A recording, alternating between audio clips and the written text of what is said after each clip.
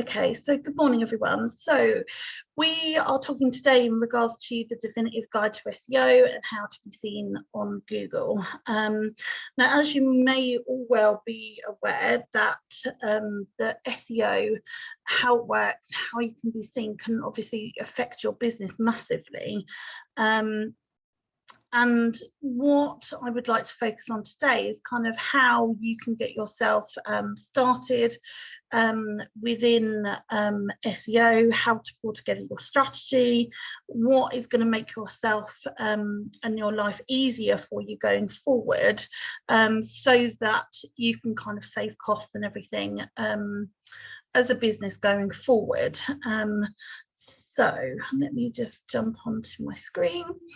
So today we're going to talk about what is SEO, how SEO is changed over time, because the way that Google kind of works and everything has changed absolutely massively over the last 5 years, and the way that it kind of reads and indexes websites, and how obviously it affects and gets you onto page one, and also kind of looking at keywords and a detailed look at Google search, and also how you will be able to define yourself against kind of your competition. So let's just jump over here. So as I said before, my name is Sarah Rowe. I'm a Brand Business Support Business Advisor. I'm a marketing strategist, and I work exclusively with businesses, branding, tone of voice, and as well as things like SEO, to help businesses grow. So let's just quickly moving on. So when we talk about SEO, we look and need to find out how and when you and your website can be on page one. Now, in SEO completely, what tends to happen is that if, say, for instance, you have a brand new website and everything, SEO and how to be kind of seen with Google ranking can take a little bit of time. So primarily what SEO is, it's how Google searches your website and gives it a score, if you like, out of 100, and determines where you are and the suitability of your website to come up when somebody types a search term into Google. So for instance, I know that, say for instance, if you were looking for an accountant in Watford, for instance, how that would actually kind of look at everybody's websites and determine who gets to be on the holy grail of page one, basically. And I hope that within some of you guys and everything that are on the call today, I kind of wonder how many of you look at potentially page 2, 3, 4, and 5 within that kind of search. So with the way that that Google looks at your website, it looks for different things. So primarily, is your website interesting? When people go onto your website, where exactly do they go? Do they literally go to the homepage of a site and then jump off and go somewhere else because it's not interesting to them and it's not in relation to what they're actually physically looking for? And also, is your website linked to anywhere else within the internet? So whether or not you have kind of social media pages that link off and back to your website, are you in any directories? And also any kind of technical aspects within your site. So has your web pages got enough wording and everything on there? And how people kind of link and click through. So say, for instance, on the homepage of your website, if somebody turned up and visited your site, have they got easy kind of places to go and to read more. And if the answer of that is no, then Google will give you a lower score within the whole kind of element of SEO. Now, there are kind of technical aspects and everything of this. One, for instance, is, have you got a sitemap? And some people would go, okay, I don't understand what that is, but within the back of every single website, there is a page that lists every page of your website in the back, whether or not that's visible or not visible pages. And when I talk about non-visible pages, that say, for instance, if you're using separate web pages that are not visible from the menu or another page, you could be using them specifically for things like different types of campaigns. So if you were running a Facebook or an Insta campaign with a specific code to find out and to track how many people are physically going from that platform to a web page, then you could kind of track that, but it wouldn't be visible to everyone. There are also kind of real in-depth kind of technical aspects. For instance, are your images tagged correctly? I can imagine that some of you on the call have heard of things like alt tagging of images, so that Google, when you would search, say for instance, accountants, images of those would also appear in your search, giving you a bigger score. So I also wanted to talk about kind of organic and paid SEO. So if, say, for instance, you're doing a lot of kind of website work and you're updating your website regularly, you're ticking all of your boxes in regards to the whole Google score kind of element, if you like, then what will happen is Google will find you, it will recognize you and give you this score, and therefore that would be organic SEO. Now, with any kind of ways of trying to be on the top page of Google, you can actually kind of, I'm going to say cheat in brackets, and go straight into Google Ads, which used to be called pay-per-click, which would make you right at the top of any kind of search. And within that, you would obviously be bidding against your competitors to be right at the top of those kind of search terms. So I hope that has answered the question of SEO for those of people who were unsure what it is. Okay, so how SEO has kind of changed over time. So up until approximately 5 years ago, what used to happen is you used to work out what terms people were using to search for companies like yourself, and basically use those words as many times as humanly possible within the content of your website and your images, and then magically enough you would probably end up on page 1. Unfortunately now, the way that the internet is going, and that every business, no matter what size it is looking to have that kind of online presence, the amount of websites within kind of the internet as such is quite saturated. So what Google is trying to do is look for unique ways of kind of determining where your website could be next to potentially 20, 30, 40 also competitors doing something very, very similar to yourself. So where the kind of internet is at the moment, and as some of you may have found while looking for domains potentially within your startup companies, is that domain availability is in very, very short supply. So whenever you kind of look to buy a domain name, 9 times out of 10, unless you're using kind of your own name or something quite unusual as such, probably won't be available.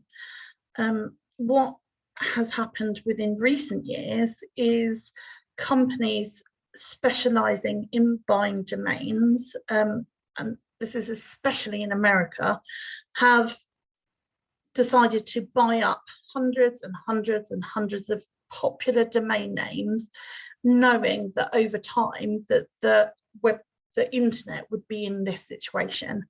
And maybe some of you have kind of come across the fact that some companies are trying to sell these for hundreds, if not thousands, of pounds, especially .com domain names.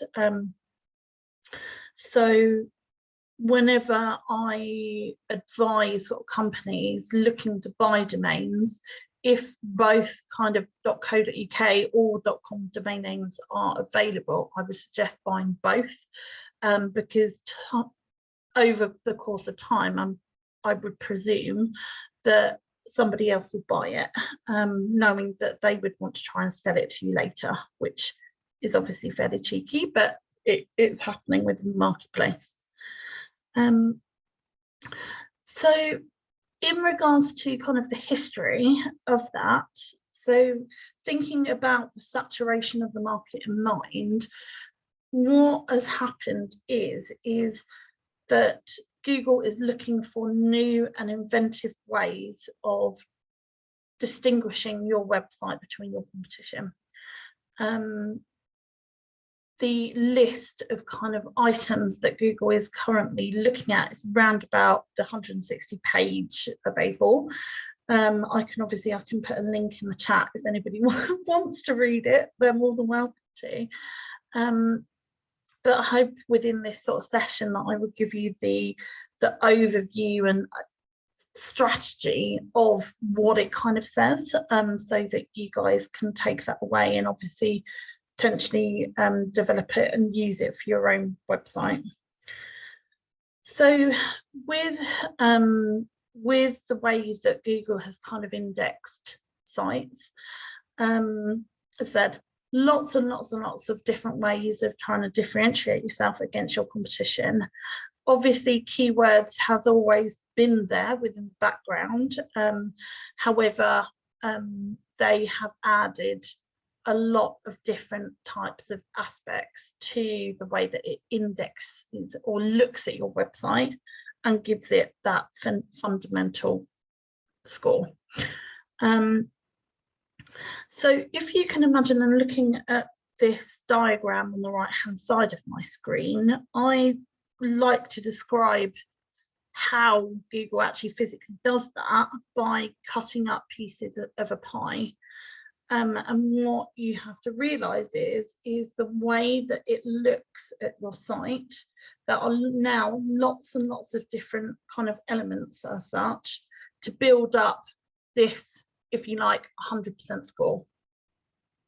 So what generally, yes, people and a lot of businesses have spoken to me recently about saying, great, you know, we've done all this great keyword research, and we know what terms our website we want to be found, and we've added these to our site, but it's actually one small part of the entire pie, if you like, that now brings up the picture.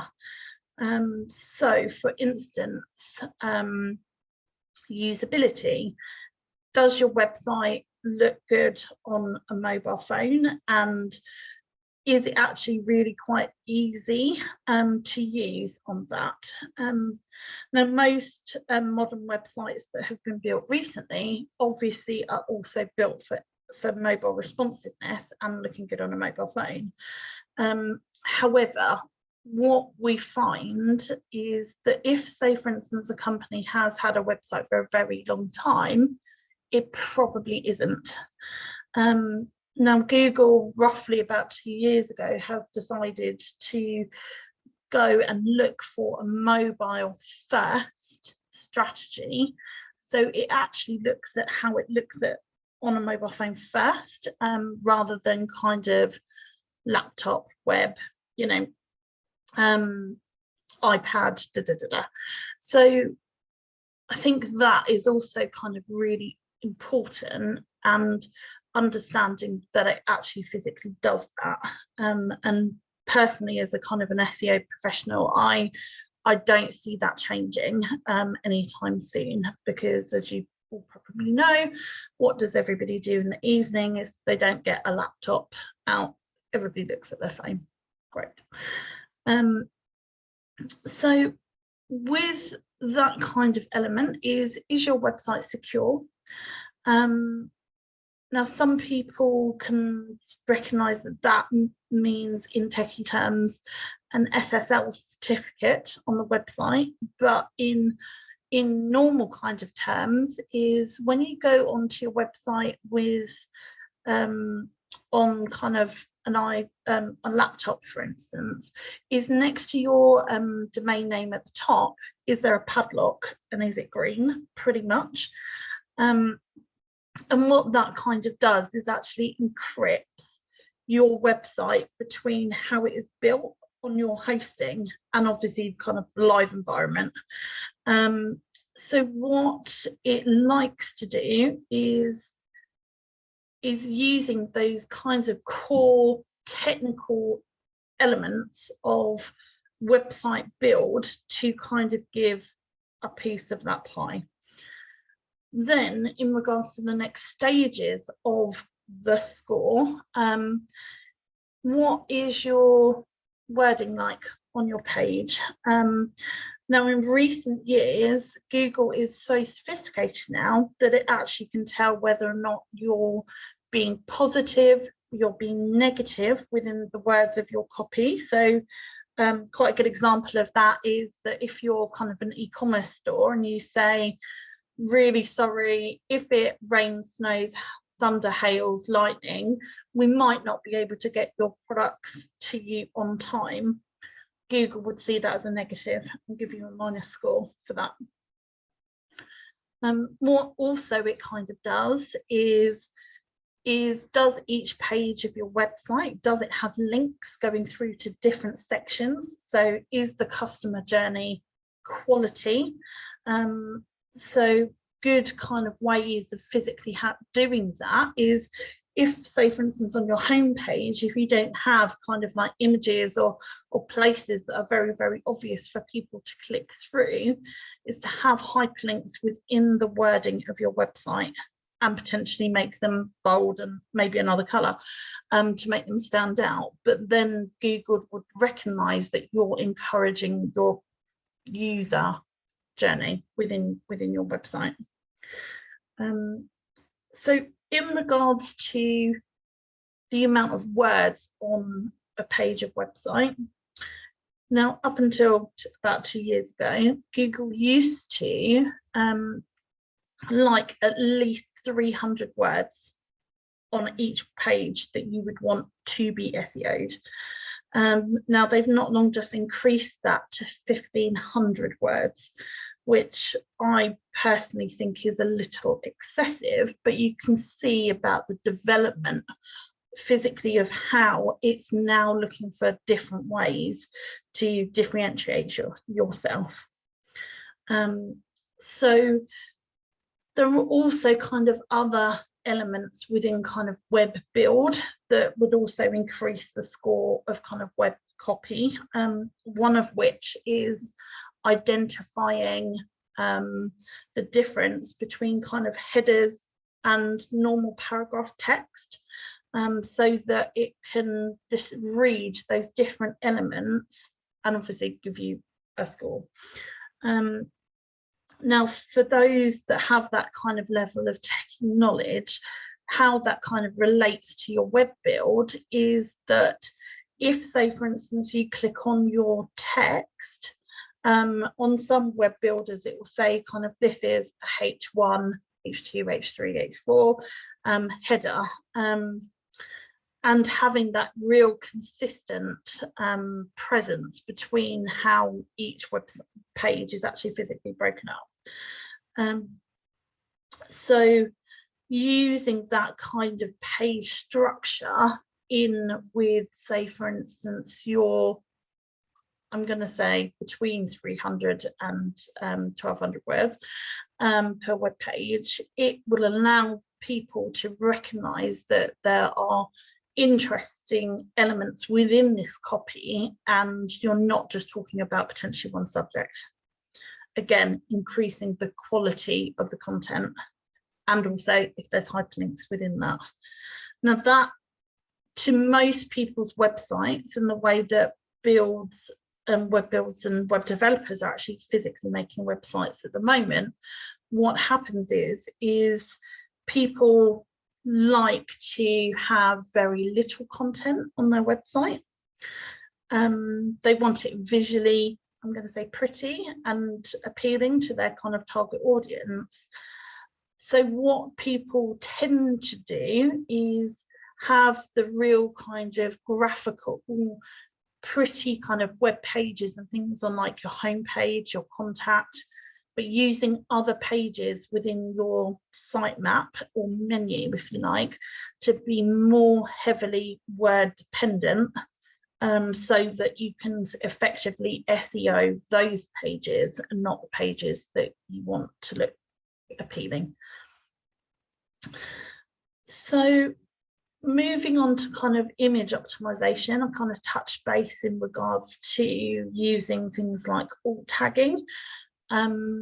So what I always recommend that people do is spend, obviously if you're technical minded, is spend some time looking through every kind of image which is in your media library within your website, and ensuring that there are kind of keywords within those. So my example earlier was accountants Watford, but you might extend that to say, we specialize in a certain part of accountancy. We have offices based in Watford, Luton, I don't know, wherever you want to relate that to, so that that will also build up the big kind of pie picture of your circle.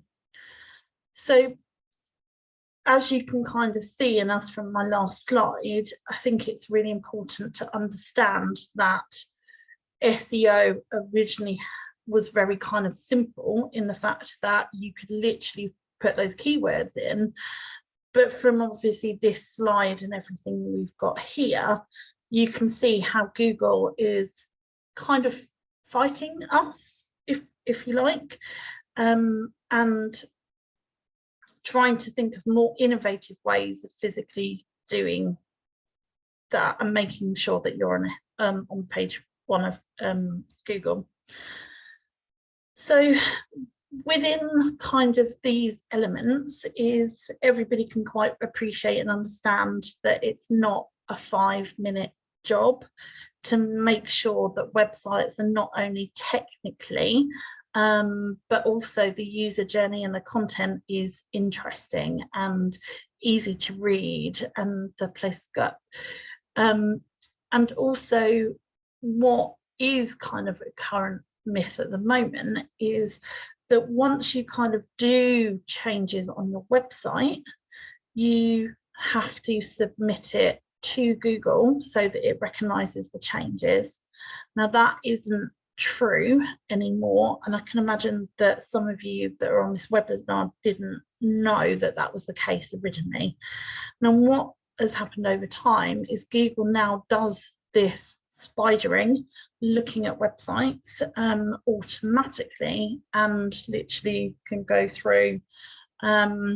Normally we say it can take up to 2 weeks, but if we're going and thinking about kind of organic SEO, you know, changing all of these like elements and everything on your web page, it can take a while for it to distinguish that that is physically the case and that you're doing changes. And I think with kind of any kind of SEO, I think people have got to take that into account, that even if you do all of this kind of real foundation kind of level SEO, if you're finding that it hasn't made a difference and that you're not moving up the kind of page ranking, if you like, then there's kind of other elements that you would need to do to ensure that you move to the position that you want to. Okay, so I think with all, we've probably maybe mistaken that that most of you would have probably heard of keywords. For those who and don't know what they are, is if, say, you bring up a Google, you go onto Google, you type elements within that Google search. So it could be hairdresser in Foxy Green, whatever that search term is. It's those kinds of words that you need to consider putting into your website to form that real kind of foundation, and help Google to find you. So what I think what is a really, really good idea for everybody on this call to do is to sit and literally write down every single term, word, service that you guys all provide, and try and adapt those words into kind of your website. Now, what you may find is that if, say, for instance, you just put in the word accountant into Google, then it may actually bring up companies and big companies that are all looking for that kind of search term. So what I would highly recommend that you do as smaller businesses is to add your location within those kinds of terms. So I would always start off with your kind of town, so Watford, potentially, and then also go up to the next level, which would be Hertfordshire. And I think what you will kind of always find that when you do things like keyword research, that you will always get more searchability from using those kind of county level terms within your search. And that would especially think about if your particular service is quite specialized. Think about all of the people within kind of the Watford area that may want to find you. So I will set you all some homework in regards to that, to go and do that as a task. Okay, so what is important about doing things like keyword research is, and here's an example on my screen now of one particular provider that physically does this, which is Hrefs. There's lots of other companies that do. But what is really important, and as you can see from the screenshot, is kind of how many searches per month that particular term is actually looking and people are actually searching for. Now, what you would find, and this example below is talking about kind of SEO, is a screenshot. It's from the United States. However, when you kind of drill down within this, it could say SEO agency, how to do SEO, and looking at the number of clicks.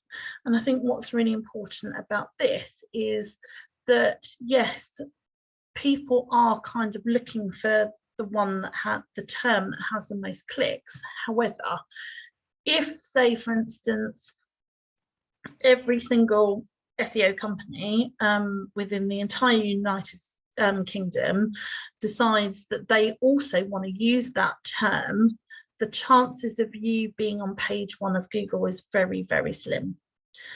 So what I'd always kind of suggest is looking for the level of competition for those particular terms. And as you can see on this screenshot here, underneath this word count button, we've got KD. So underneath here would give you a percentage out of 100 of how many people are using that term. So what you have to kind of do, and you have to be a little bit flexible on this, is that if, say, for instance, the search term that says SEO has 95,000 clicks, but there's a slightly different SEO term and keyword term within here that has slightly less clicks but less competition, then that would be the best bet to physically go and do when you do research. Also, what's really important within here is we also have the cost per click, which is this section. I don't know if people can see my mouse, but within here. So with that, that is the element where at the moment, presently on Google, obviously there are other search engines, that if you did an advert and wanted to bypass normal organic SEO, how much would it cost you per click to be on page 1 top position of an ad? And as you can see on here,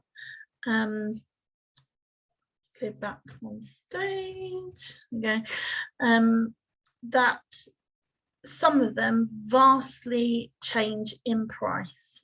So it's when you kind of look at keyword research and find the provider that you're looking for, and which tells you all of these kind of real juicy stats, is understanding what your kind of goals are, what you're actually looking for. Are you looking for the organic kind of SEO content and not pay, or are you looking to pay, jump the queue, but potentially pay more as a business? And I think as business owners, I think that's really important to kind of appreciate where you are and what you're actually physically doing.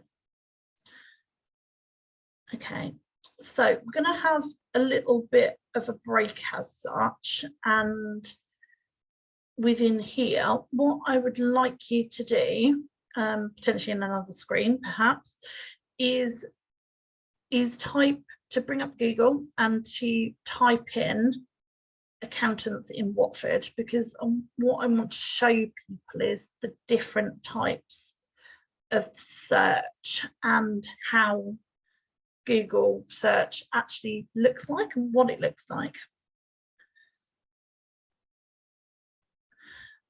Somebody has asked if we can enlarge the hrefs. Of course, what I will do is I will send you all this PowerPoint, and absolutely you can totally have a look at that in detail, so that's no problem at all. So okay, so I hope people have managed to pull up that within the Google search. Now, if I zoom in, if I can, what I'm actually going to do is physically change my screen on here and actually go into Google myself, because it might actually be more beneficial for you to see it in a bigger screen.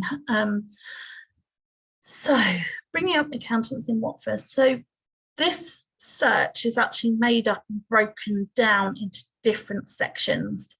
So starting at the top down, what you can see on here is this little tiny word at the top, so add. So what we have on here, we've got Bark, we've got Tax Assist, and we've got this contractor consultancy here, who are all paying to be top of the queue. Now, I don't know if many of you have heard about Bark, is that they're a kind of a lead generation kind of tool. So I would absolutely expect them to be seen at the top, because they have got the budget to beat everybody else. And then we've got other kind of companies in that here. Now, if we actually scroll right down to the bottom of here, we've also got more adverts. again on page 1, which is great because not very many people click on these other pages.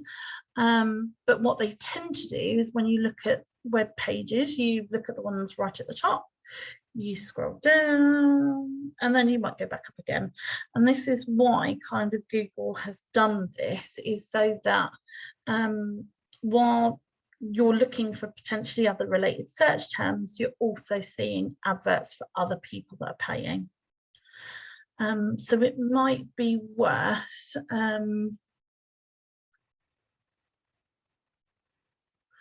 are you screen sharing the keyword research, as I can't see it? That's a very, very good question. Let me just...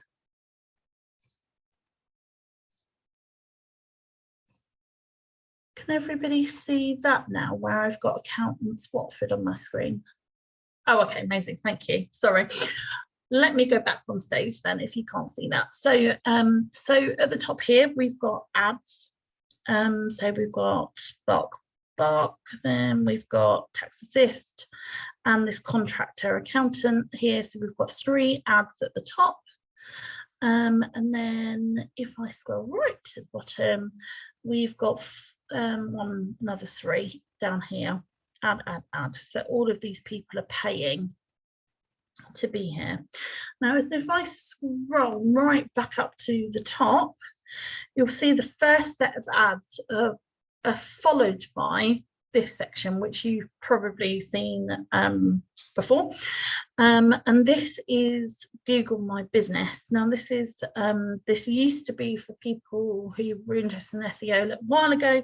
This was called Google Plus, but it is now changed to Google My Business. So what I would highly recommend is that if you have had your business for a while, when I say a while, I'm talking 4 years plus, then what I would do is actually log back into your account and see if you can migrate it onto Google My Business, because they've kind of archived that, and the amount that's available within this kind of new part of Google is a lot more inclusive and everything here. So this is also signing up for a Google My Business account is a very, very good way of getting yourself fairly to the top of Google with very little effort. Now, within this, people, and I'm sure many people on the call realise that people can give you Google reviews. Now, this is also now a part of the Google picture of the pie. So it is looking for people that have got reviews that are doing kind of active organic kind of search SEO, and putting them within this list. Now, as you can see here, they are also now doing adverts. And with the organic kind of elements of the search below. So it's definitely worth, not necessarily the ad, but using this as a platform to make sure that you're high up. So if I open up this into a new tab, you can kind of see that it's got lots of businesses within here, lots of other competition and everything else. So this is really good. You can put your website. This also affects that if you ever type into here accountants near me, Google can obviously realise that where you physically are in the country and bring up the map to suit you within that area. So that is a really, really big gold star for small businesses to get themselves seen on search engines like this. So if I scroll down slightly, then what you will find in here is the organic SEO. So people that do all of the ticking the box kind of exercise, if you like, to ensure that they get on Google, but primarily they're not paying. So if you kind of like, what it can kind of do is that if you're doing SEO over a long period of time, you would potentially be up here and you wouldn't need to pay. So I think you've just kind of got to think about your business, the budgets that you have, to understand exactly where you are, where you want to be within this picture. However, I've got a slight caveat at the end of the presentation, which could, it could change your mind in regards to that one. So let me just move on to the next screen and I will do a new share and everything. So hopefully you can see my PowerPoint. Okay, can everybody see that with the lovely staircase on there?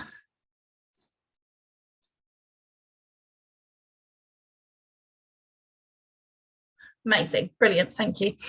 Okay, so in regards to competition, everybody is wanting that holy grail of page 1, position 1 on Google, which is totally understandable. But what you've also got to realize is your competition also want to be there.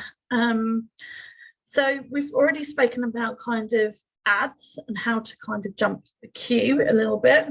But within here, I think what you've got to realize is understanding what your competition are physically doing might necessarily mean that you don't need to do lots of SEO work. And the best way of kind of describing this is a staircase. So you're this circle down here in the blue, and this is your competition. Now, this lovely red person here has been doing SEO, it's done all the background work, it's doing all of the other kinds of elements. So it's taking their website, they are putting it on different platforms and everything. And they are kind of on step number 3 in terms of the work that they're physically doing. But they might even be on page 1 for that, because none of your other competition are physically doing this work. So it may be the fact, and let me just grab my little circle on here, is that if you start doing SEO work and you drip feed and do little tiny bits of that and walk up the stairs, is that you might actually become ahead of them within that thing. So you're not doing, I don't know, you're not going to an SEO company, you're not spending 500 potentially pounds a month doing SEO work. You could do all of these particular areas and become ahead of them in the queue. Now, also within this, your competitor might Google themselves and think, I don't like the fact that you're now doing more SEO work than we are. We're going to pay our agency £1,000 a month and we're going to jump up into this position. So what will happen eventually is that you and your competition will jump over each other, doing more and more and more and more SEO to get on this magical page 1 position. When actually necessarily, let me move my screen. If I go back to our original scenario, and I've probably mixed up my circles at this point, is that you might not actually need to. If you do all your kind of basic elements, you write really good copy, you share it on your social media. Some of SEO strategy includes doing blogs and things. You've got Google My Business. You might actually still be on page 1. You might not be realistically at the top of it, but that is absolutely okay. fair enough, this person over here is actually spending £500 a month, whatever they're spending. They're on position 1, page 1. However, but it's also okay for you not to do that and save money, invest it in other areas of your business, but still remain on page 1 too, if that makes sense. So I've got another little task and everything for you. What I'm going to do is within the chat, I will put a couple of links in of what to do. Now, these are absolutely free, 100% tools. So this one is the Yale online reputation report. Online reputation report. And what it basically does is it looks at all of kind of your, where you are on the website, on the internet. Are you ticking all of kind of Google's boxes, if you like? So what you need to do within this element is you put your business name, you put your telephone number, your email address. Technically it's because Yale want to Google you, but also the name and the postcode of your business. So I'll put that in the chat now, because this is a really, really good way of kind of understanding and trying to work out what your where you are at the moment, and how you can be seen. And I will also put in the chat a free SEO checker tool. Again, this one's by Yale, but in terms of everything which I think that you guys will need is perfectly satisfactory. And also, this is another SEO tool. Now, this one is a little bit, I'm going to write techie in brackets, for those of you who like to see all of the kind of techie elements as such. And what it kind of tells you is are your links on your website, are they, do you have the right headers, is your website secure, and everything else. So as a little task, and let me just quickly go back to my screen and make sure that I'm sharing my screen. I certainly am. Is a really, really good understanding of trying to understand where you are, as well as kind of Googling yourself, but not necessarily your company name, but understanding where you are in regards to your industry. If somebody is searching for a service that you provide, and it will kind of give you the ideas and the thoughts of how to improve that kind of real block foundation level, to help you guys as business owners to improve in that respect. Now, I think with my kind of staircase example and everything that I was explaining a second ago, is that realistically, with people jumping over each other, trying to get on this page 1, position 1 kind of element, pretty much the only people that really benefit from all of that kind of work is actually SEO companies. And also, if people are looking to jump the queue, that also they can go straight and do Google ads, and unfortunately who benefits from that is actually Google.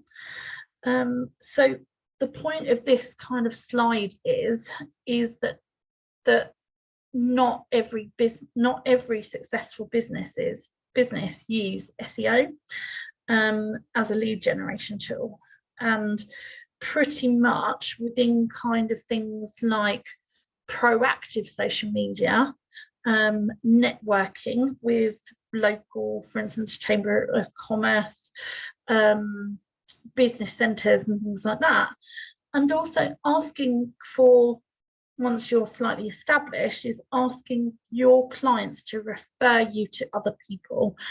And I think generally with business, it can be quite, God, I can't ask, you know I've done a really good job for this customer, there's no way I could ask them to refer to someone else.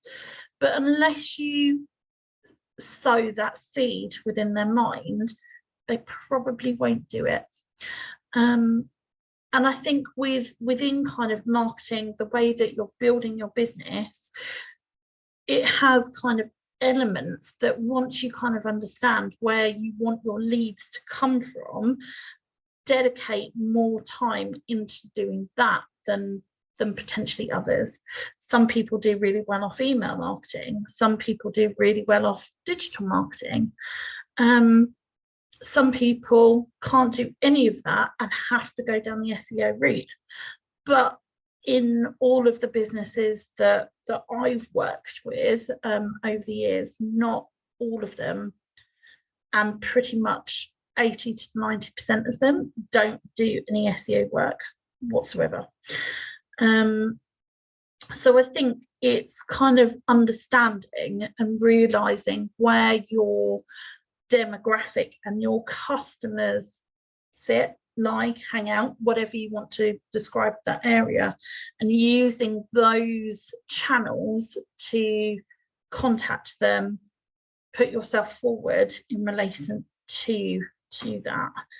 And I thought that was really important to understand, especially for growing businesses, that even though SEO is really good and that you can get results from it, potentially if your ideal audience don't hang out there, then you might actually do even better going somewhere else to find those particular leads.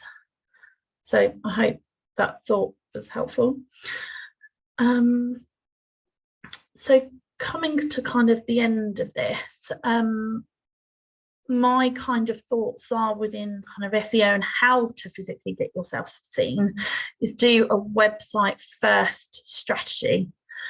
Put all of the content that you want to tell your potential customers on your website and share it out to other platforms, whether or not that's an advert, whether or not that's your social media, whether or not you're doing podcasts, or however you are using that kind of lead generation through to your business.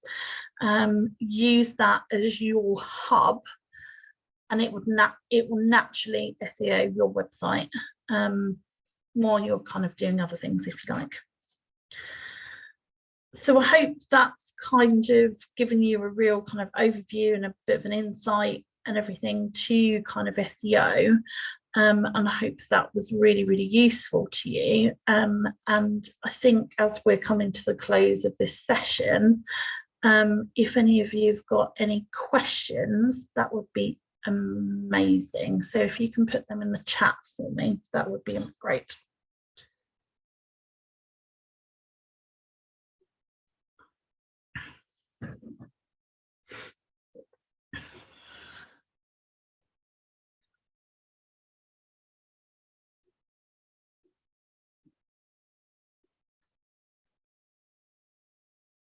Okay, so I'm not seeing, I know SEO and SEO questions can be quite long, but nothing has come through yet. So any questions from anybody? Okay, so somebody's come through saying, my business is built on Wix, is that a problem? So no, not necessarily at all. So thinking about the way that Wix uses its website builder, it has those kinds of elements within it which will allow you to do that kind of real basic SEO. But if you think about using all of your content, then I will, somebody's just asking about Yelp, so bear with me, I will put another link back in there for you. So no, think about your website, think about putting content on that first, and then sharing it. So no, absolutely no problem whatsoever with Wix on that one. So I'm just going to grab the main Yale link. So bear with me 1 second. Okay, so the main Yale link is this one here. And you are looking for, just down the bottom on the right hand side, it's called the Free Online Business Visibility Report, which is that one, and also the free website checker is the other one, which is on the other side. So free website checker. Yeah. Okay, so my website is built on HTML. Is that okay? Or is there a better platform to use? Now, with any kind of web builder, whether or not it's Wix, Squarespace, HTML, no, that they all take SEO level kind of techy stuff in the background. They all do exactly the same thing. So don't be concerned about what your website is built on, because it should have those elements within kind of the web builder to actually allow you to put those kinds of alt tags and things in the back, and also thinking about the level of content and everything else. So I hope that answers that question. So one about other search engines like Bing, DuckDuckGo, absolutely, they all work in exactly the same way. Now what they all do is they obviously really like the way that Google does everything, and pretty much it's exactly the same concept. It's just, for instance, that Bing is for Mac users rather than Windows, like things like Google and all of the others, but primarily it does exactly the same thing no matter what search engine you use. So somebody has asked, if you wanted someone to manage the website SEO, is there reasonably priced recommendations? I would, and SEO companies vary, and what I would highly recommend that you do is generally how SEO companies work, and I really shouldn't share this. However, what happens is they normally do a lot of the work in month one, and then they drip feed little bits of content, little bits of SEO afterwards. So my recommendation to you is having that understanding that potentially the month one cost should be higher, and also the following month should be lower than the first initial cost. Now, some people just do a monthly cost, but it is absolutely imperative to understand what they are doing for the money that you're paying for.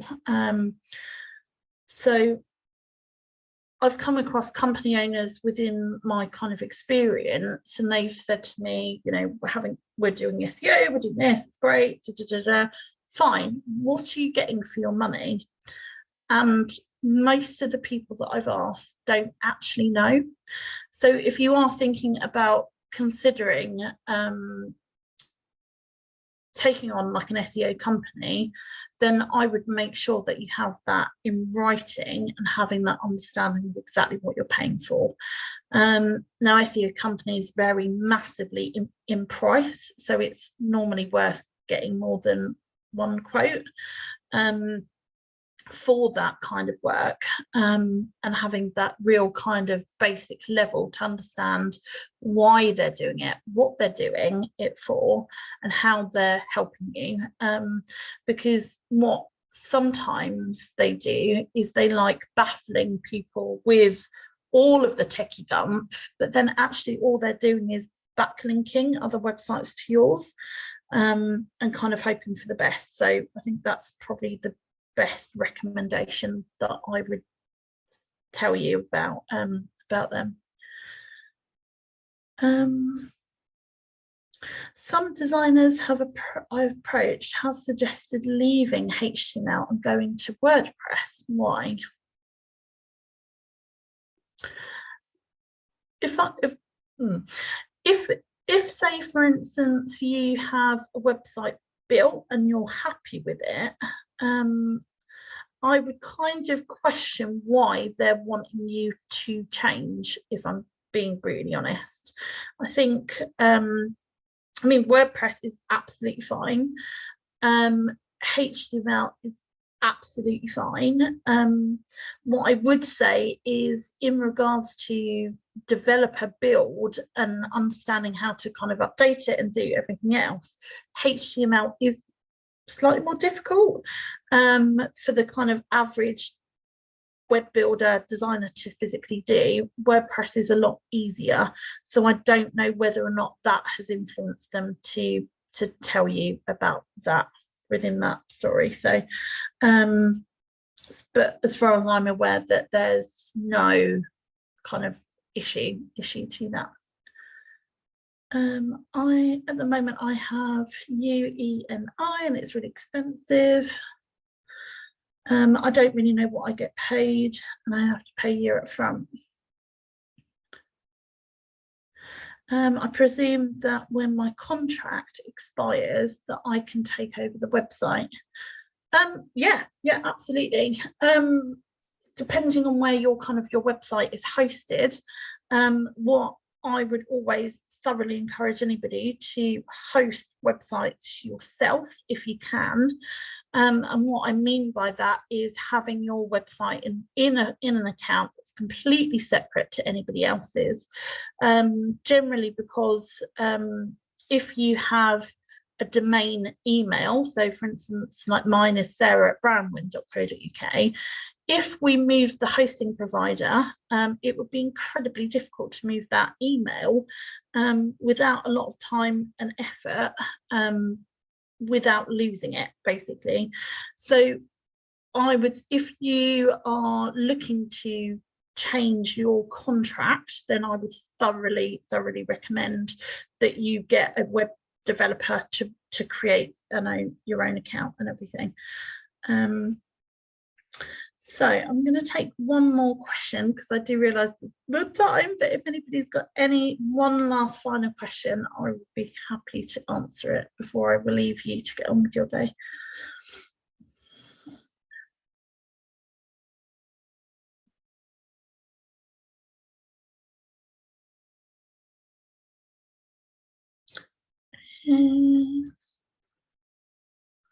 Brilliant, lovely. Well, thank you everybody that's just provided me with some feedback. Really appreciate it. If you've got any other questions or whatever, then please feel free to email me. I will put this presentation and get that sent out and everything to you all. But in the meantime, I wish everybody a lovely bank holiday weekend, and yeah, good luck with all of your businesses. So have a good one, everyone. Have a lovely day, and I will hopefully speak to you soon.